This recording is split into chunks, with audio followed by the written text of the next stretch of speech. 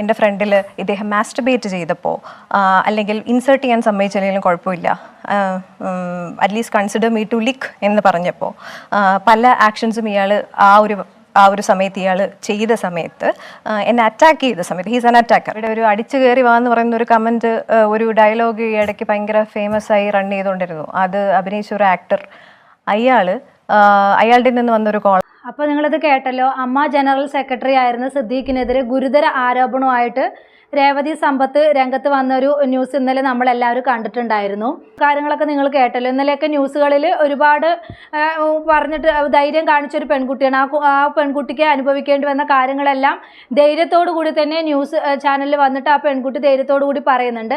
അപ്പോൾ അങ്ങനെ പറയുന്നത് കൊണ്ട് തന്നെ ഒരുപാട് വേട്ടമുഖങ്ങൾ പുറത്ത് വരും തന്നെയെന്ന് പറയാം. അപ്പോൾ നമ്മൾ ഇനിയും ഒരുപാട് ആളുകളുണ്ട്. അപ്പോൾ അവരുടെ എല്ലാ മുഖങ്ങൾ ഇനിയും സർക്കാർ പുറത്ത് വിടണം. എല്ലാവരുടെയും മുഖങ്ങൾ, ആരൊക്കെ പെൺകുട്ടികളെ പീഡിപ്പിച്ചിട്ടുണ്ടോ അവരുടെ എല്ലാം മുഖങ്ങൾ പുറത്ത് വരണം. അപ്പോൾ ഇതിന് പുറകെ ആയിട്ട് നടൻ സിദ്ദീഖ് അമ്മ ജനറൽ സെക്രട്ടറിയിൽ നിന്നും രാജിവെച്ചു എന്നൊരു ന്യൂസും കണ്ടിട്ടുണ്ടായിരുന്നു. അതുപോലെ തന്നെ ഓരോ നടികളും അവർക്കുണ്ടായ ദുരനുഭവങ്ങൾ ഇങ്ങനെയൊക്കെയാണ്, മോശം അനുഭവങ്ങളൊക്കെ പറയുന്നുണ്ട്. പക്ഷെ എന്താണ് സംഭവിച്ചത് ഏതാണെന്നും തുറന്ന് പറയുന്നുണ്ടായിരുന്നില്ല. അപ്പോൾ ആ തുറന്ന് പറഞ്ഞാലല്ലേ ഇവർക്ക് ആ നടനെതിരെ ആക്ഷൻ എടുക്കാനൊക്കെ പറ്റുള്ളൂ. പക്ഷേ ഒരു തുറന്ന് പറച്ചിലായിട്ട് ഒരു നടികളും വന്നിട്ടുണ്ടായിരുന്നില്ല. ഇന്ന നടനിൽ നിന്ന് എനിക്ക് ഇന്നത് അനുഭവിക്കേണ്ടി വന്നു എന്നൊരു തുറന്ന് പറച്ചിൽ ആരും പറഞ്ഞിട്ടുണ്ടായിരുന്നില്ല. പക്ഷേ രേവതി സമ്പത്ത് എന്ന ഈ ഒരു യുവതി സിദ്ദീഖിൽ നിന്ന് എനിക്ക് ഇങ്ങനെയുള്ള അനുഭവങ്ങളെല്ലാം ഉണ്ടായിട്ടുണ്ട് എന്ന് നല്ലൊരു തുറന്ന പറച്ചിലുമായിട്ടാണ് ഈ പുള്ളിക്കാരി വന്നിരിക്കുന്നത്. അപ്പോൾ അതുകൊണ്ട് തന്നെ എന്തായാലും ആ നടനെതിരെ ആക്ഷൻ എടുക്കാതിരിക്കാൻ കഴിയില്ലായിരുന്നു. അതുകൊണ്ട് തന്നെ ആക്ഷൻ എടുക്കുകയും ചെയ്തിട്ടുണ്ട്.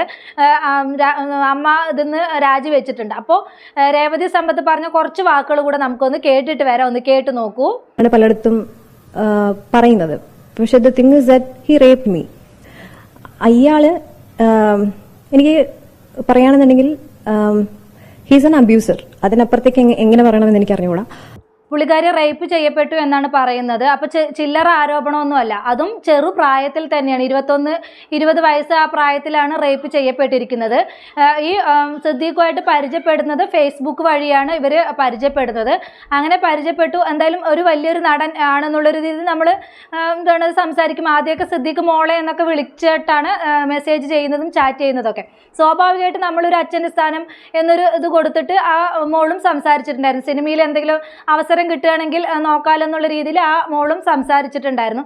അതിന് ഇതായിട്ടാണ് സിനിമയുടെ കാര്യം ഡിസ്കസ് ചെയ്യാനുണ്ട് എന്ന് പറഞ്ഞിട്ട് സിദ്ദീഖ് മസ്കറ്റ് ഹോട്ടലിലോട്ട് ഈ മോളെ രേവതിയെ വിളിക്കുന്നത്. അങ്ങനെ അവിടെ വെച്ചാണ് ശാരീരികമായി ഉപദ്രവിക്കുന്നതും റേപ്പ് ചെയ്യപ്പെടുന്നതും. അപ്പോൾ 20-21 വയസ്സെന്ന് പറയുമ്പോൾ സിനിമാ മോഹങ്ങൾ, ഇപ്പോൾ നമുക്ക് ഒരു മോഹങ്ങൾ ഉണ്ടാവില്ല. ആ ഒരു മോഹത്തിൻ്റെ ആ പുറത്താണ് പല സ്വപ്നങ്ങളും കണ്ട് രേവതി ആ ഹോട്ടലിലോട്ട് പോകുന്നത്. അപ്പോൾ ഹോട്ടലിലോട്ട് പോകുമ്പോൾ ഉള്ള ദുരനുഭവങ്ങളൊക്കെ എന്തൊക്കെയാണെന്നുള്ളത് രേവതി തന്നെ പറയുന്നുണ്ട്. അപ്പോൾ രേവതി പറയുന്ന കുറച്ച് വാക്കുകൾ കൂടെ നമുക്കൊന്ന് കേട്ടിട്ട് വരാം.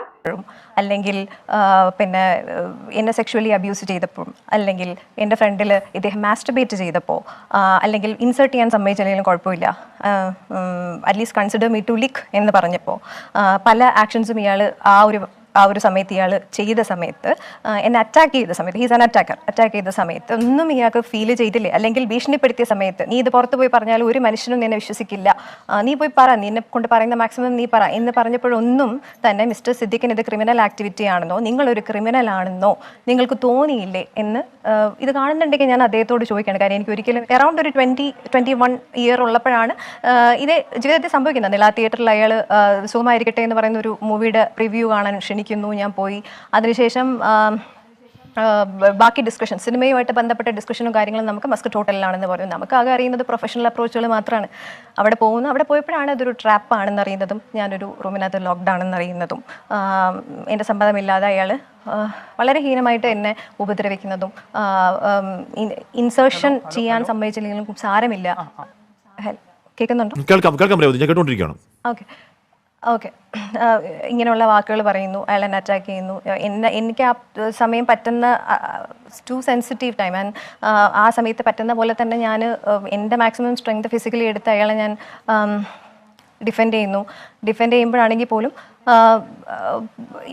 ഈ പറയുന്ന പോലെ ഇഷ്ടം പോലെ കാര്യങ്ങൾ ഞാൻ സീക്ക് ചെയ്യാണ് ഹെൽപ്പിന് വേണ്ടി. എനിക്ക് എപ്പോഴും എനിക്ക് ട്രോമയായിട്ട് ഓർമ്മ വരുന്നൊരു കാര്യമാണ് അവിടുത്തെ മിറർ, മസ്കറ്റ് ഹോട്ടലിലെ മിറർ.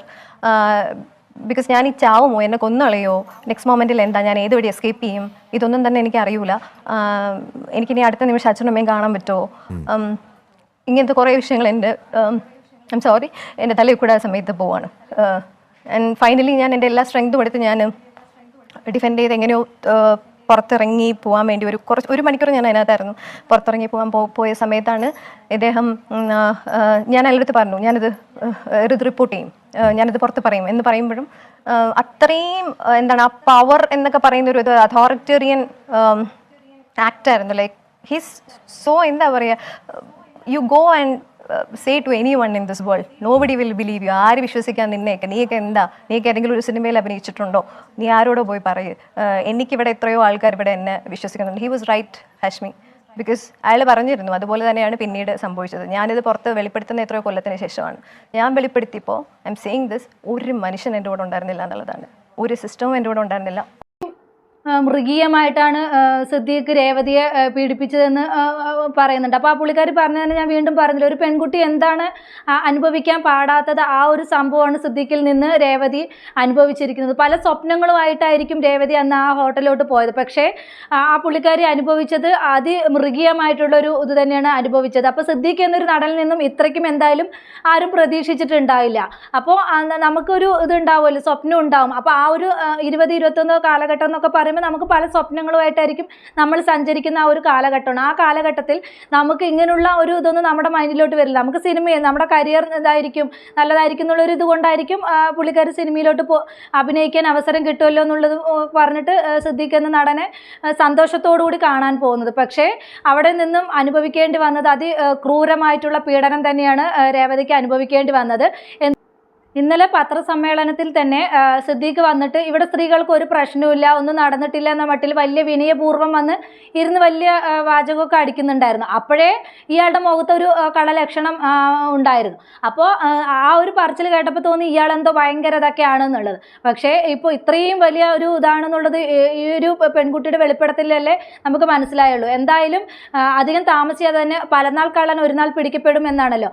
2022-24 ആ ഒരു കാലഘട്ടത്തിൽ ാണ് ഈ പെൺകുട്ടി പുറത്ത് ഇത് പറഞ്ഞിട്ടുണ്ടായിരുന്നു. പക്ഷേ ആ പെൺകുട്ടി ആരും അല്ലായിരുന്നു. അതുകൊണ്ട് തന്നെ ആരും അത് വിശ്വസിച്ചിട്ടുമില്ല. ആ പെൺകുട്ടിക്ക് ആര് പറഞ്ഞാലും അത് വിശ്വസിക്കില്ല. നമ്മൾ ഈ ഒരു നടനിൽ നിന്ന് നിനക്ക് ഇതിന് സംഭവിച്ചോ എന്നേ ആരും ചോദിക്കുള്ളൂ, ആരും വിശ്വസിക്കില്ല. അതിനനുസരിച്ചൊരു തെളിവുകളും ഇല്ലല്ലോ. കാലം എന്തായാലും സത്യം തെളിയിക്കും എന്നുള്ളതിനൊരു ഇതാണ് ഇപ്പോഴുള്ള ഈ ഒരു ഇതൊക്കെ സത്യങ്ങൾ പുറത്ത് വന്നത്, എന്തായാലും നടന് അനുഭവിക്കേണ്ടി വന്നതും. അന്ന് ആ പീഡിപ്പിക്കപ്പെട്ടപ്പോഴും ഞാൻ ഇങ്ങനെ പുറത്ത് പറയുന്ന ആ പെൺകുട്ടി പറഞ്ഞിട്ട് പോലും നീ പോയി പറഞ്ഞോ, നിന്നെ ആരും വിശ്വസിക്കില്ല. അന്നും അവൻ്റെ ആ ഒരു അഹങ്കാരം നോക്കൂ. അപ്പോൾ എന്നെ ആരും പിടിക്കില്ല എന്നൊരു ഒരു അഹങ്കാരത്തോടു കൂടിയാണ് അന്ന് ആ പെൺകുട്ടിയോട് പറഞ്ഞത്. ഇതുപോലെ തന്നെ പല പെൺകുട്ടികൾക്കും ഇയാളിൽ നിന്ന് ഇങ്ങനെയുള്ള ദുരനുഭവം അനുഭവിക്കേണ്ടി വന്നിട്ടുണ്ടാവും. ഈ സിനിമാ നടനിൽ നിന്ന്, ഈ സിദ്ദീഖിൽ നിന്ന് പല അനുഭവങ്ങളും അനുഭവിക്കേണ്ടി വന്നിട്ടുണ്ടാവും. ഇയാളെ ഇങ്ങനെ പറഞ്ഞതുകൊണ്ട് തന്നെ ഇയാളെ പേടിച്ചിട്ട് ആരും അത് പുറത്ത് പറഞ്ഞിട്ടുണ്ടാവില്ല. അപ്പോൾ ആ സമയത്ത് ഈ പെൺകുട്ടി പറഞ്ഞപ്പോഴും ആരും വിശ്വസിച്ചിട്ടില്ല. ഇപ്പം എന്തായാലും ഇങ്ങനൊരു റിപ്പോർട്ടൊക്കെ പുറത്ത് വന്നപ്പോൾ എന്തായാലും അത് തുറന്നിരുന്ന് പറയാനുള്ള ആ മനസ്സ് കാണിച്ചു. അതുകൊണ്ട് തന്നെ സിദ്ദീഖിന് ഇപ്പോൾ അതിൽ നിന്ന് രാജിവെച്ചു എന്നൊക്കെയാണ് പറയപ്പെടുന്നത്. ഇടം കൊണ്ടൊന്നും തീർന്നിട്ടില്ല, ഇനിയുണ്ട് ആരോപണങ്ങൾ. നടൻ റിയാസ് ഖാനെതിരെയും ഒരു ആരോപണമുണ്ട്. അപ്പോൾ ആ ഒരു ഇതും കൂടെ നമുക്കൊന്ന് കേട്ടിട്ട് വരാം, ഒന്ന് കേട്ട് നോക്കൂ. അഭിനയിച്ച ഒരു ആക്ടർ, അയാളുടെ നിന്ന് വന്നൊരു കോളാണ്, ഒരു പാതിരാത്രി വന്നൊരു കോളാണ്. ഒരു ഫോട്ടോഗ്രാഫർ എൻ്റെ കൺസെൻറ്റ് പോലും ഇല്ലാതെ കൊടുത്തൊരു നമ്പർ, ആ നമ്പർ എൻ്റെതാണെന്ന് മനസ്സിലാക്കി പുള്ളി ആ ഫോട്ടോ കണ്ട് അയാൾ അപ്പം തന്നെ എന്നെ നൈറ്റ് കോൺടാക്ട് ചെയ്തിട്ട്, ഇവർക്കൊക്കെ സെയിം, അതാ ഞാൻ പറയാൻ പോകുന്നത്, ഇവരെല്ലാവരും they all are in the same boat. ഒരേ ക്യാരക്ടറിസ്റ്റിക്സും ഒരേ ക്രിമിനാലിസവും ഒരേ പോയ്സണും എല്ലാം ചുമന്നുകൊണ്ട് നടക്കുന്നവരാണ്. അതുകൊണ്ടാണല്ലോ അവർ തമ്മിൽ ഭയങ്കര ഐക്യമുള്ളത്. അപ്പോൾ ഈ പറയുന്ന ആളെന്നെ വിളിച്ചിട്ട് അയാൾ ചോദിച്ച വാക്കുകളാണ്, നിങ്ങൾക്ക് സെക്സ് ചെയ്യാൻ താല്പര്യമുണ്ടോ, സെക്സ് നിങ്ങൾക്ക് ഇഷ്ടമാണോ, നിങ്ങൾക്ക് എന്താണ് ഇഷ്ടപ്പെട്ട പൊസിഷൻ, ഇതൊക്കെയാണ് അയാൾ ചോദിച്ചത്. അന്നും ഈ പറയുന്ന വളരെ യങ്, ഒരു 20-21 ഈ സമയത്ത് ഐ വാസ് ടു ഷോക്ക്ഡ്. ഒരു കോളിൽ, it was a call and ഞാൻ എടുത്ത് വെച്ചിട്ട് ഇങ്ങനെ ഇരിക്കുകയാണ്. ലൈക്ക് ഇത് ഞാൻ എന്ത് പറയണം, ഇതെന്താ ഇങ്ങനെ, ഇതാരാ, ലൈക്ക് ഇവർക്ക് എങ്ങനെ ഇത് പറയാൻ തോന്നുന്നു. അതൊക്കെ നമുക്ക് ഇതെല്ലാം നമ്മൾ പറയുമ്പോൾ പോലും നീ എന്തിനു കോൾ വെച്ചു, ഇങ്ങനെയൊന്നും ആരും ഇവിടെ ചോദിക്കണ്ട. ഐ മീൻ കമൻറ്റുകളൊക്കെ എങ്ങനെയായിരിക്കും ഇനി വരാൻ പോകുന്നത്. അപ്പം ഞാൻ അത് ഉദ്ദേശിച്ച് പറഞ്ഞതാണ്. അപ്പം ഈ രീതിയിലൊക്കെ അവർ അപ്രോച്ച് ചെയ്തിട്ടുണ്ട്. And what he said was, രേവതിക്ക് ഇൻട്രസ്റ്റ് ഇല്ലെങ്കിൽ കുഴപ്പമില്ല, ഞാൻ കൊച്ചിയിൽ 9 ദിവസത്തേക്ക് ഞാൻ ഇവിടെ ഉണ്ട്. അപ്പോൾ രേവതി ഏതെങ്കിലും സ്ത്രീകളെ ഫ്രണ്ട്സ് ആയിട്ടുള്ള ആരെങ്കിലും കൊച്ചിയിലുണ്ടെങ്കിൽ ഒന്ന് ഒപ്പിച്ച് തരാൻ പറ്റുമോ എന്ന് ചോദിച്ച ഒരുത്തനാണ് അയാൾ. ഇതുപോലെ എത്രയോ അനുഭവം. എന്താ അല്ലേ, അടിച്ചു കയറി വാ. എന്തായാലും ഇങ്ങനെയൊരു ഇത് ഇങ്ങനെ അടിച്ചു കയറി വരികയാണെങ്കിൽ സിനിമ ഇൻഡസ്ട്രിയിലുള്ള എല്ലാ പ്രമുഖരെയും ഇനി കുറേ ആളുകൾ കയറി അടിച്ചു കയറി മേയും തന്നെയാണ് ഈ ഒരു ഇതിൽ എനിക്ക് പറയാനുള്ളത്. എന്ത് തന്നെയാണെങ്കിലും ഇനിയും പല പ്രമുഖരും പുറത്ത് വരാനുണ്ട്. ഇപ്പോൾ ഒരു സാമ്പിൾ മാത്രം, സിദ്ദീഖ്, റിയാസ് ഖാൻ, ഇവരൊക്കെ ഒരു സാമ്പിൾ മാത്രം. ഇനിയും ഒത്തിരി പ്രമുഖന്മാർ പുറത്ത് വരാനുണ്ട്. അപ്പോൾ ഇനിയും പല പെൺകുട്ടികളും പ്രതികരിക്കുകയാണെങ്കിൽ ഇനി പല പൊയ്മുഖങ്ങളും എന്തായാലും അഴിഞ്ഞു വീഴും. അത്രയ്ക്കും ഇതായിട്ടാണ് ഓരോരുത്തരും ഇതാക്കണം. ഈ പെൺകുട്ടികൾ പോലെ തന്നെ എല്ലാവരും പ്രതികരിക്കണം. ആരെയും പേടിക്കാതെ തന്നെ ധൈര്യത്തോടു കൂടി പറയണം ആരാണ് എന്താണെന്നുള്ളത്. പറഞ്ഞാൽ മാത്രമേ അതിനെതിരെ കേസ് എടുക്കാനും അതുപോലെ ഇതൊക്കെ ചെയ്യാൻ പറ്റുള്ളൂ. സർക്കാരിനും അതുപോലെ എന്തെങ്കിലുമൊക്കെ ചെയ്യാൻ പറ്റുള്ളൂ. അപ്പോൾ സർക്കാരും പ്രമുഖ നടന്മാരാണെന്ന് പറഞ്ഞിട്ട് കണ്ണടച്ചിട്ട് ഇരിക്കാൻ ഇനി എന്തായാലും പറ്റില്ല. ഇങ്ങനെ ഇപ്പോൾ ഓരോ പെൺകുട്ടികളും രംഗത്ത് വരികയാണെങ്കിൽ ഇതിനെതിരെ ആക്ഷൻ എടുത്തേ പറ്റുള്ളൂ. അപ്പോൾ എന്തായാലും ഇങ്ങനെയുള്ള പല സ്വപ്നങ്ങളുമായിട്ടാണ് ഓരോ പെൺകുട്ടികളും സിനിമകളിലേക്ക് പോകുന്നത്. അപ്പോൾ ഇങ്ങനെയുള്ള ദുരനുഭവങ്ങളൊക്കെയാണ് അനുഭവിക്കേണ്ടി വരുന്നത്.